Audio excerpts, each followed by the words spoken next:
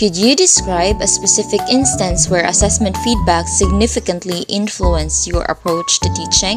How did you apply this feedback to enhance your professional development? I was asked if I could share my experiences, especially in giving assessment feedback or performance feedback sa akong mga students. Ang ako masulti, maagin na siya. We all know that math-based subject focus is more on performance. Yeah. Grading system na mas dako yun na ang MAPE. So it is believed also that output or performance output is an authentic way of checking kung ang student nato na ba siya nakuha or na ba siya napaka-transfer sa ilaha na skills. So that is why nga magsigig perform ako mga student for me to be able to check if na ba yun sila nakuha or na ba na-develop sa ilaha nga skill. Now, before the final presentation, it has become my habit to give them enough time for preparations through practices. So, lagi na ako mga student, mga like for example, na aming opera, or na aming musical, or na aming whatever performances na related sa mga sa curriculum guide. So, I always give them enough time to practice. Like for example, early morning, ako sila i-allow dito sa ground, sa school ground, dito sila mag-groupings, dito sila mag-planning, dito sila mag-practice. And as teacher, di doon na pwede nga wako na adjud ko na niid. So I made sure yun, basta walay gikabisihan, nagtanaw dyan ko nila. Nagbantay ko nila, nagtanaw ko sa process, nagtanaw ko sa progress, nagtanaw ko sa sayop, nagtanaw ko asa dapat i-improve. Then after ganun, nagani ko di mauyunan, that is the time tuulon na ko ang kanagrupo. Ato na ko na siya before sa final presentation. Okay, number one ako nga rason, gusto dyan ko manay sa ilang performance. Gusto dyan ko makanabitaw, nibitaw ko taganong putso-putso. Yan. Nabay ko yung rubrics nga ginagamit. Yan kani nga rubrics. Usahay, so ang panay pag-explain sa mga bata ang kanang rubrics, makalimot yun na sila. So, I keep reminding them of my expectation dito sa ilahang performance and for them also to get good grades in the future. Normal na akong gusto nga rason, as much as possible, ako mga estudyante, dili kag may ukuran. Muna nga, I always encourage them to really perform their best para sa dagko sila graduin. Kung na siyang butanga, kanamin ko nga, tagata mo na ko ang grado, basta buhatan yun yung pinaka-the best, muna mo tabang nila nga, kamuta. So that's it.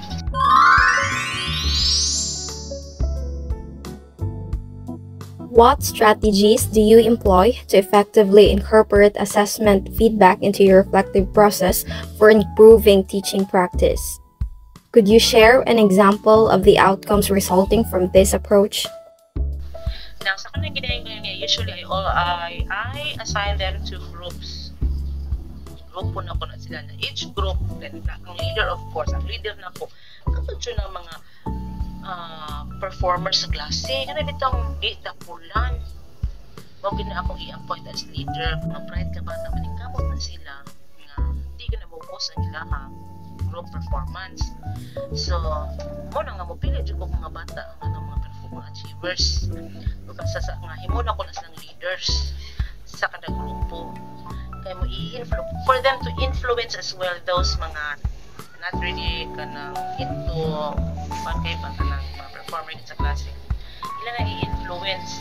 Saying is ang kaning mga performer nga students mutabang gid sila sa mga non-performer kaayo sa klase nga mo do better, maka-influence sila. Mabito mo to siya kung kuan ako ang style.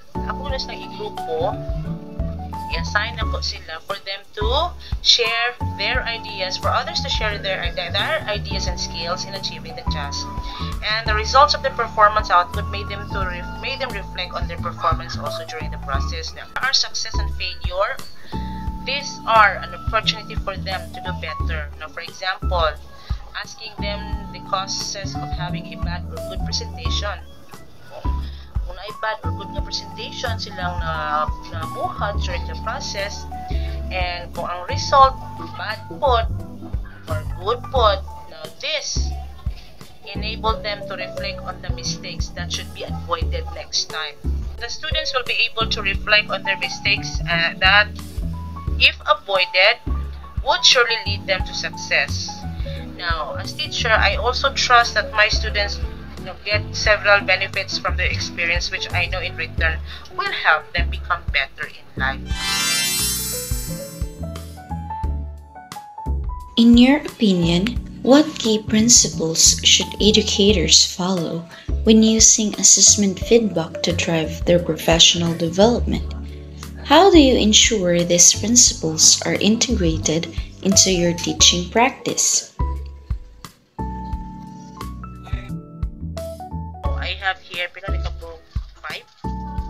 Number 1, it is through allowing my students to learn from their experience.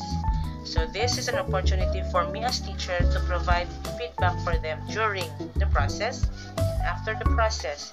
It is believed that teachers are second parents. Therefore, it is my duty to become available as a guide and grow at the same time with these students. So better na usa ka teacher knows how to really deal with different students coming from different background.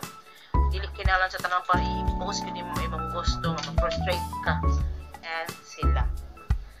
So, as teacher, kinahanglan mahigugma. Your students will love your subject, will love you as a teacher, and will able to appreciate kanang the entire experience with you. Dili man kaingon nga teacher ka, imo ra i-teach din ha ang nasa book. Dili siya pwede. Pati. Dili malipay mo estudyante kung sige naka-focus sa book. Kinahanglan wholesome, holistic ang imong approach sa imong nga teaching process. And through that, maka-reflect ka nga dapat imong pag-iguban ka na o din ako iguban. So, dapat din ako sa usbon kaya di siya maayo. Another, the second one is feedback even should support the learning objective. Dili pwede nga ang imong na kay objective na mo muliko ka. So no. Dapat guided pud ka kung say gusto nimo nga kung unsay gisulti dito sa curriculum guide, buhatan nimo ng objective, follow ka sa objective para nimo ang gusto nga ipabuhat sa imuha sa department. Then, number 3, never stop from learning. Seek an opportunity to learn from your teaching strategies and take time to reflect on areas to improve. So, sa kung nag-iingon, teachers are learners at the same time. So, we teach at the same time we learn. We learn from our experiences. We learn from our students.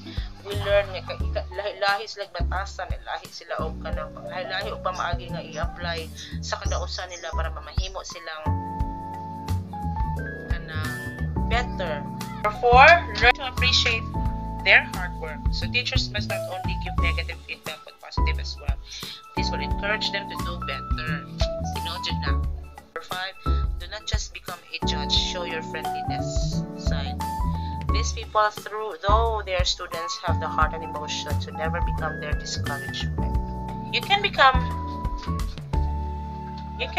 a judge. You can be a teacher that teach good. A mold or a god. You can be whatever sa ilaha ever pwede. Kung gusto ka mahimong doktor, pwede. Doktor sa kasing pwede. As long as kanang mo leave with a good impression sa ilaha. Kung magkita mo like 10 years from now, makaingon sila, si mom ang tungkuan na may isa binan ako masigmi mixay pero lingaw bitaw ay jud pag sigpangawa sa mga estudyante. Make sure you discipline them and you love them kanang tuwa. Discipline with love. Kaya nga naman sa unsaon taon na sila naging mo anak ko na nga na on lipay baga. Pwede no. So para dili ka mabawsan